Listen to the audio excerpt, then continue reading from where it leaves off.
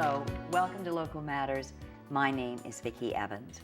Enjoying a pet means we need to be responsible pet owners. In Pima County alone, approximately 13,000 cats are euthanized each year. And without rescue groups, this number would soar.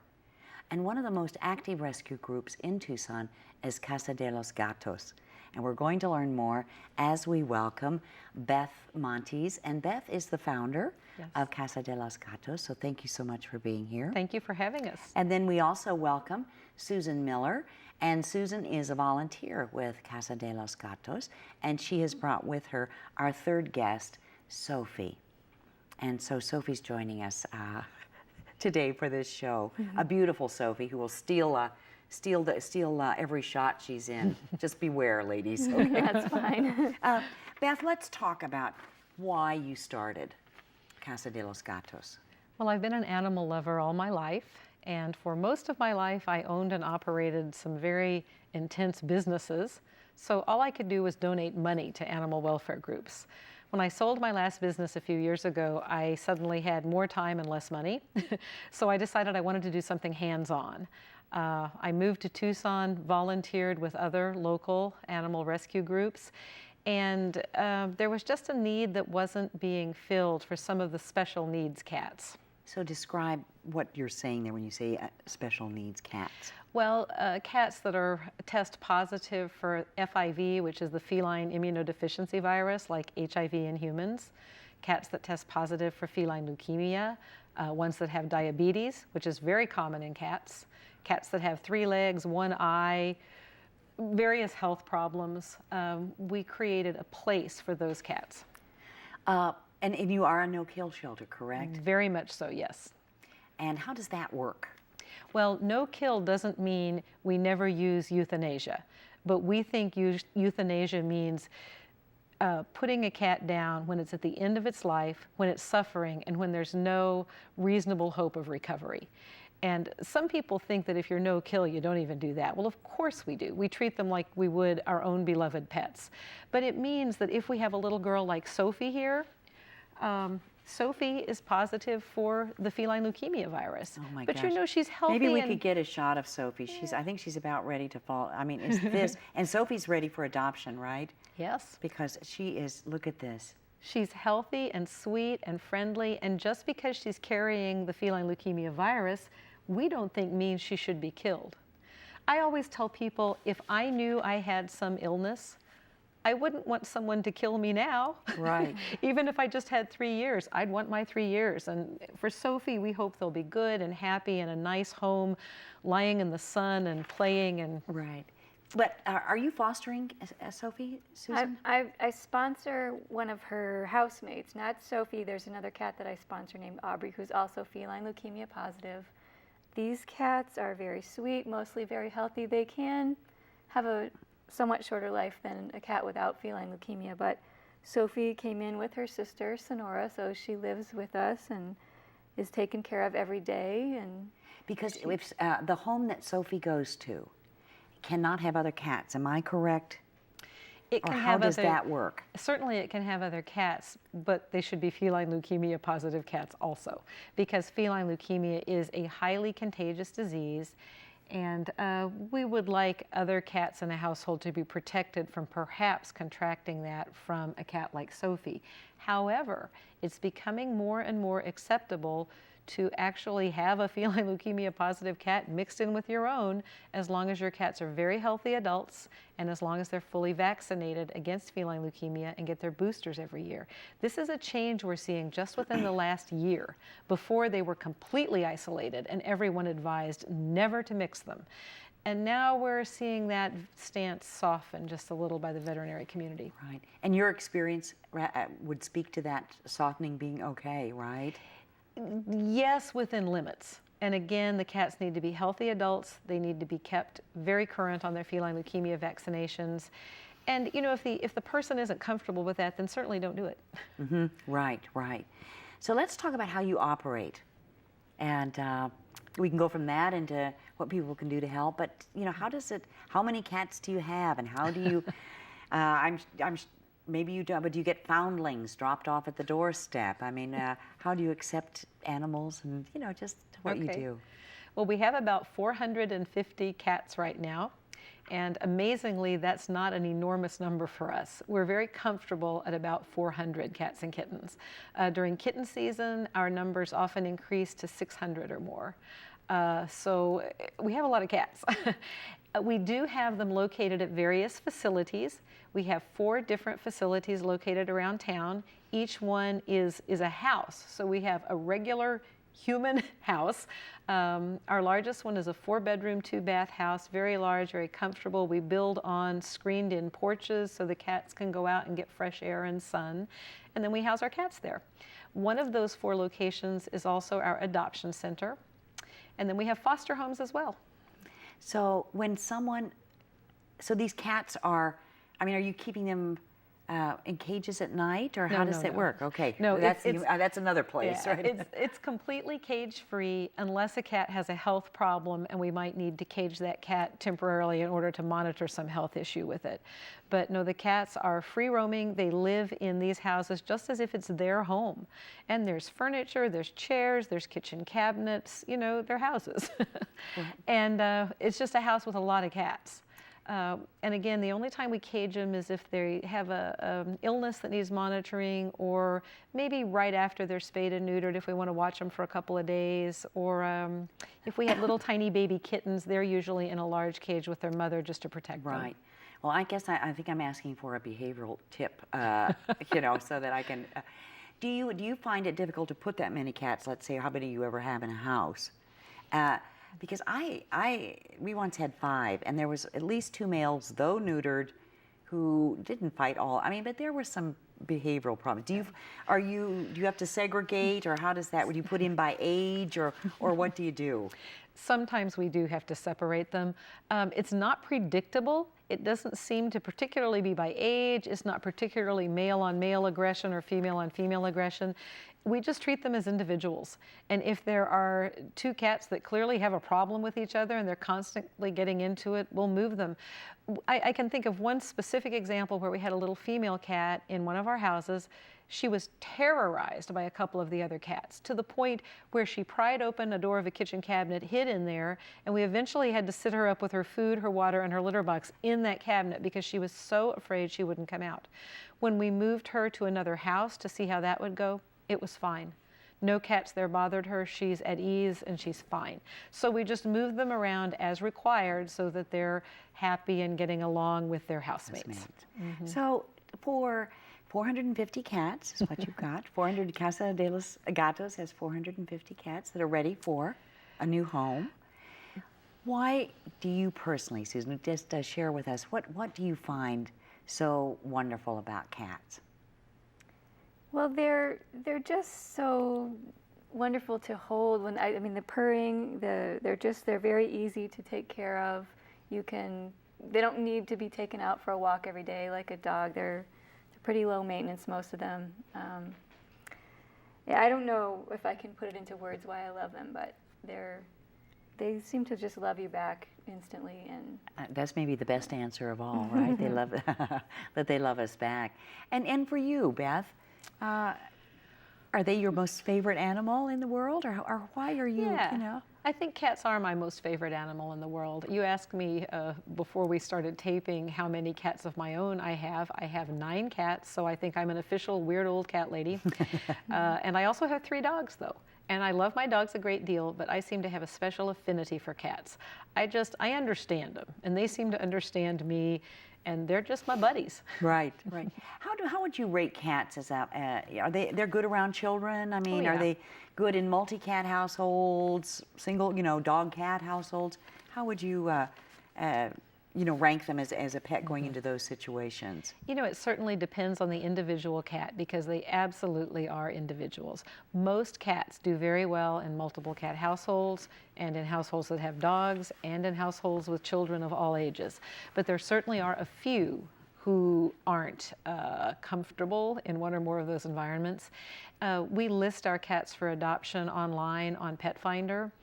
And we note if there is something we'd recommend. You know, this cat would probably do best as an only cat, or maybe with only one other cat in the household. Or this cat is great with other cats, but is really terrified of dogs, so no dogs. But that's rather rare. Most cats get along fine. Yes, they do. And we want to make sure you have information about Casas de los Gatos, so let's get this out to you. And this is this your adoption center address? Yes, that is our adoption So center. it's 3131 North Chapel Avenue, and that is the Dodge and Fort Lowell intersection there. 3131 North Chapel, right in that area. 881-0900. That's 881-0900. And I just have to say, the cat with the Elizabeth Taylor eyes, oh my gosh. And of course, the website, CasaDeLosGatos.org. That's CasaDeLosGatos.org. Why the no-kill part? I mean, it would seem to me it would be maybe easier. You know, I mean, that's a big responsibility. Yeah, it is a big responsibility, and it takes a financial and emotional toll on all of us who are involved. It's expensive to maintain the special needs cats. They need more veterinary care. They tend to have more illnesses. And we want to have sufficient people around to really give them lots of loving, and we want to have nice houses for them. So yeah, it's a financial strain, and it's an emotional strain because they get ill more frequently and they die at a younger age. So you know how hard it is in your own home if you lose one of your beloved cats. That's just very hard, heartbreaking. And we have certain times when, just by coincidence, we might lose 3 or 4 cats in a couple of weeks. And if they're all at the same home with the same caretaker, that person really suffers a blow because we love them just like they're our own cats. So why no kill? Well, look at Sophie. Sophie's so sweet. Sophie's a special needs cat. She's feline leukemia positive, but who could kill that? Look at that face. She's adorable, she's healthy, and she's May I ask you, is she a true calico? So she's, because it's, what, calico, they're only, females are only calico, is that correct? That's right. It's that X chromosome. Is it the X chromosome? Yeah. An extra X? No, it's that coloring that comes from having 2 X chromosomes. What is her now? She has a sister? She does. She has a little orange sister named Sonora. Sonora's about the same size as Sophie. Sonora's a little bit more feisty than Sophie is, but they're both really sweet cats that would do well together if somebody wanted to adopt them both. Or if you already have too many cats at home, like some of us, you could sponsor Sophie or her sister. We have on our website, you can Let's sign talk up to about that. So sponsor what is a sponsor? Do you use foster? I believe you mentioned Beth fostering. So let's talk about what volunteers can do to help. Well, there's actually 3 different things. The sponsor really only has to send money for caring for the cat, but they're also welcome to come visit their cat. I visit my sponsor kitty every weekend, and that's how I know Sophie, because she lives in the same house. A foster would take in a cat that needs a temporary home, so maybe some kittens and a mother that don't have a place to go right away. So fosters keep the cats as long as they need to until they can find a more permanent home. And our volunteers do a variety of things, anywhere from coming in and caring for the cats, helping get the cats adopted. We do adoptions at the Petco stores on the weekends, and we always need more people to help with that. And we can use volunteers to go around and pick up money from our donation boxes. We can use volunteers to come in and help just groom the cats or clean after the cats. Right.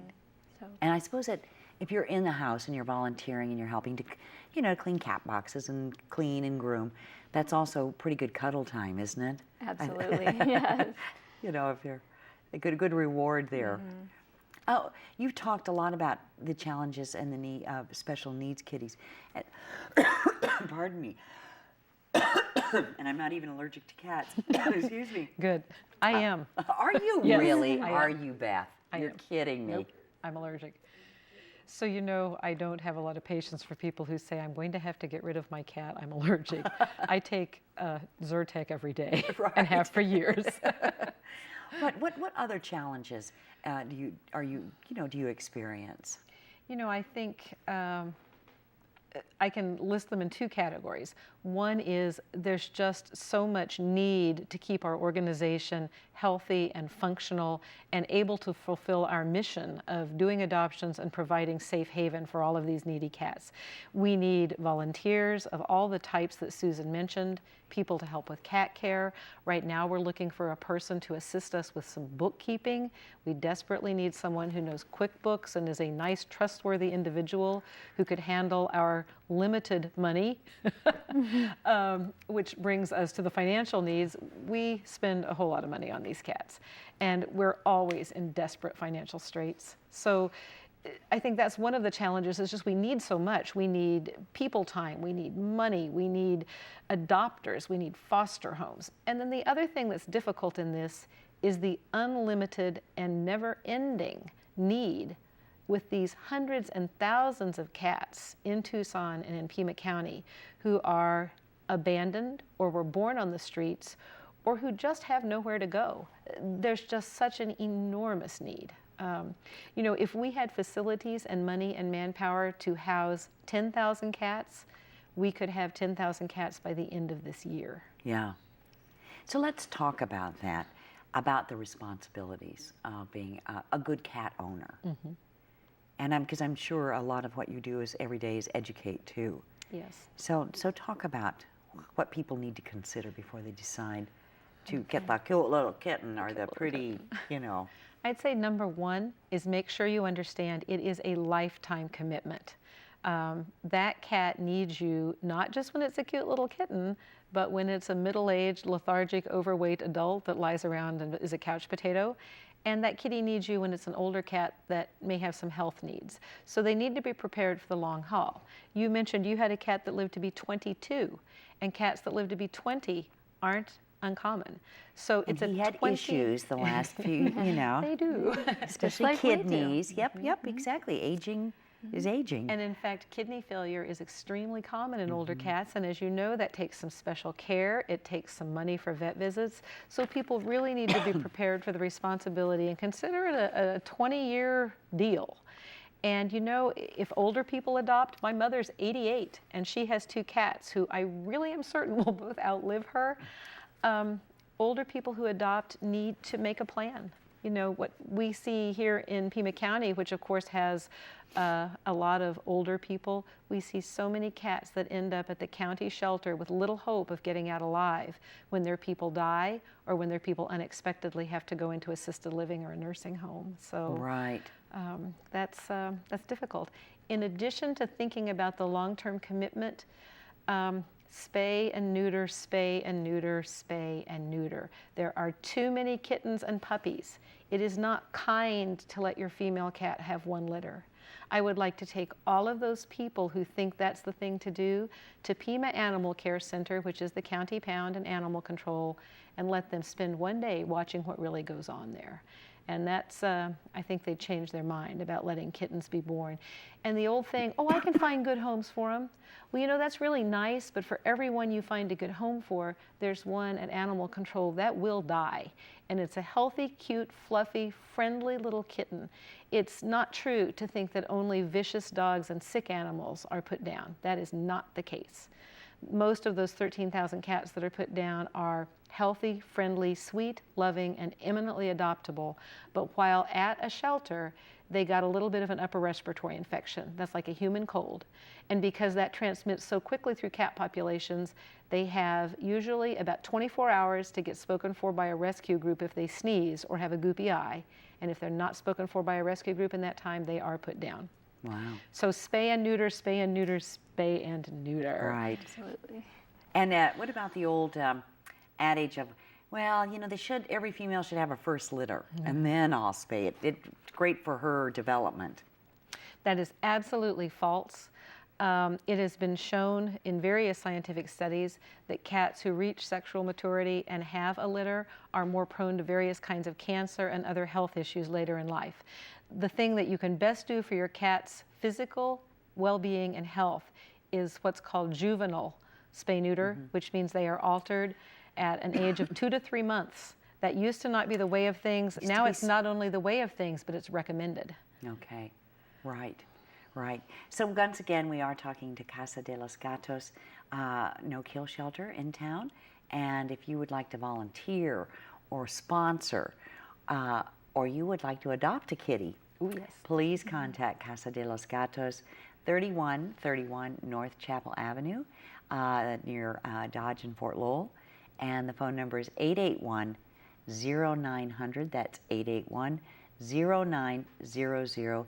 And the website is CasaDeLosGatos.org. So, Susan, or well, either one here, but when you were talking about the sponsoring, you get to visit the kitty, or is that right? Yes, sure. Yeah, you can, depending on where the cat lives, you just would let the person at the house know, when you want to come and visit. And like I said, I go every Saturday afternoon and spend at least a couple hours hanging out with the feline leukemia kitties, and so Right. yeah, that's certainly part of sponsoring if you'd like to. And if you don't, then we're happy to just have you support the cat financially as well. Right, right. And I would imagine, and the most cats we ever had were 5 at a time.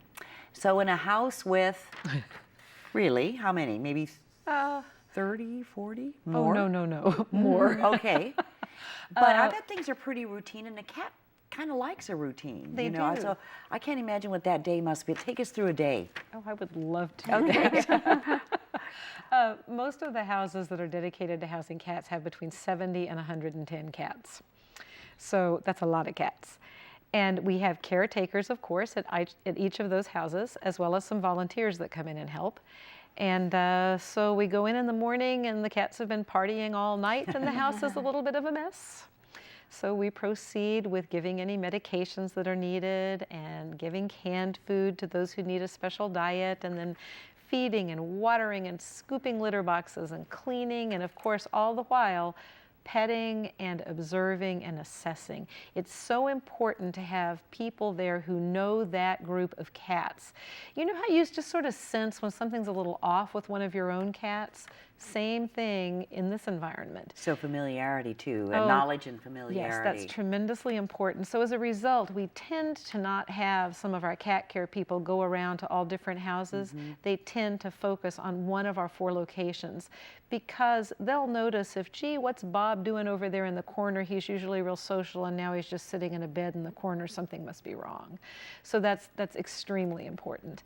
I'm also glad you asked this question about a day in the life, because we do so much more other than what we've already talked about. We do a lot more than take in special needs cats and take in adoptable cats and spay and neuter them and get them healthy and adopt them at various locations around town. We do a lot of other things. And if I may, I'm going to take a couple of minutes and tell you what my morning was like before I came here to tape with Access Tucson. And this is all too typical. It started with a health emergency. We had a little cat that we took in who weighed only 3 pounds. And after working a bit with her on 2 veterinary visits, we found that she had to have some emergency surgery. Now, it wasn't a huge emergency where we had to run her to an emergency clinic. We could schedule it at the regular veterinary clinic, but I was dealing with that. I'm not our medical person. We have one main medical person and others, but it so happens that I was very deeply involved in this, so I dealt with that. We had to get the kitty there, get it going. There were numerous phone calls back and forth as we determined what was the best course of action and reporting back. During that time, I was dealing with maybe 8 other cases, I would call them. A woman at a trailer park on the west side of town who had been caring for about 5 or 6 outdoor kitties that previous people who lived there had abandoned. The manager of her trailer court decided he was going to trap them and take them in to be killed. Needless to say, she was upset. So I've been working with her for 3 or 4 days, and it became critical this morning because 2 of the cats, one of them, her tame sweet one, ended up in traps, and she was afraid they were imminently going to be destroyed. So there ensued many frantic phone calls as we tried to arrange to, how can we get these cats safe? What's the best way? We work very closely with Pima Animal Care Center, which is the county pound and animal control functions there. And I notified them that these cats might be coming in, and if so, absolutely don't put them down. We will accept responsibility, and they're very helpful in situations like that. Because to be fair, animal control doesn't have the resources either to house the many cats that they get. And animal so control, they're very grateful, I would think, and work well. They also, as you may know, animal control entities were created to protect the public from like rabies and things like that. So they're bound by a whole lot of county statutes. You know, they have to do what they have to do. They may not like it, but we the people are apparently okay with the existing laws, or we would be up in arms and change them. Very but good point. There were 4 or 5 other things like that that happened this morning. I checked my phone right before I came in because I was hoping I could do a day in the life of. In the 3 hours or so that I was on the phone this morning, there were 24 phone calls dealing with about 7 different situations along the lines of that. Every single day we look at the list of animals that are up for rescue today at Animal Control, at PAC, Pima Animal Care Center. If they don't get out by tomorrow at 5 o'clock, they will be killed. The stress of that is very difficult to handle, but just all of that sort of intake, dealing with situations from the general public, trying to assist with spay and neuter when people can't afford it, and we work with very many other groups in town to handle all these functions. Right. I'm a bridge builder, so I really like reaching out to other groups. You've got to go to a lot of places there. Yeah. I wonder, we only have about a minute left. Okay. Do you take anything other than cats? Yes, we do. We are animal lovers. So, you know, when we go to Pima Animal Care Center to pick up 3 cats that would otherwise be killed that night, and there's those 2 puppies, and they're about 10 minutes away from being put down, we can't leave them. We have, I think, 7 dogs available for adoption right now. And we actually have a new location that we're going to be moving to over the next year out on East Tanca Verde. It's 6 acres. Oh, and wow. that gives us space to house some of these dogs. So we have dogs available for adoption now too, if we have some dog lovers here that want to come and look at our dogs. All right. So Casa de los Gatos, a day in the life of, and remember, without Casa de los Gatos and other rescue organizations, many pets' lives would be lost way too early. Thank you both so very much. Thank you. And Sophie, thank you.